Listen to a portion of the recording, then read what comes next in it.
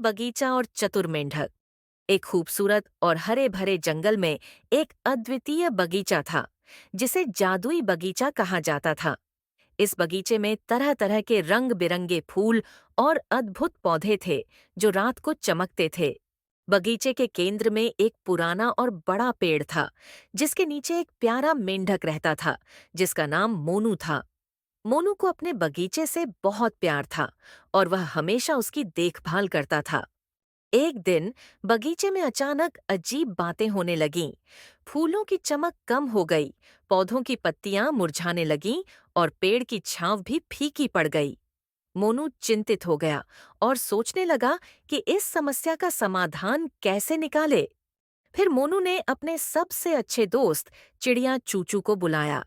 चूचू ने सुझाव दिया, शायद बगीचे में कोई जादुई शक्ति का संतुलन बिगड़ गया है।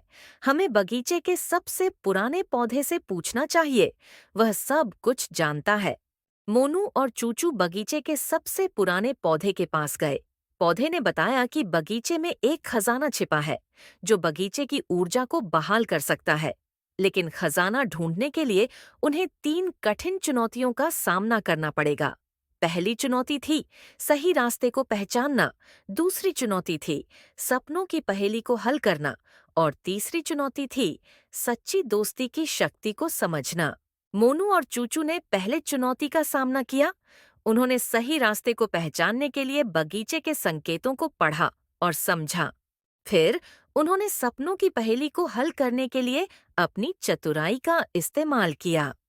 आखिरी चुनौती में उन्होंने दिखाया कि सच्ची दोस्ती की ताकत के बिना कोई भी मुश्किल असंभव हो सकती है।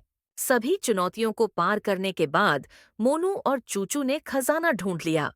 खजाना बगीचे के केंद्र में एक चमकदार अमृत था।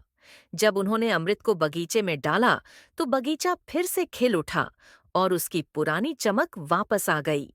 बगीचे की खुशियां लौट आईं और मोनू और चूचू को उनकी बहादुरी और सच्ची दोस्ती के लिए सराहा गया। मोनू ने सीखा कि कभी-कभी समस्याओं को हल करने के लिए हमें दोस्ती और चतुराई का सहारा लेना पड़ता है।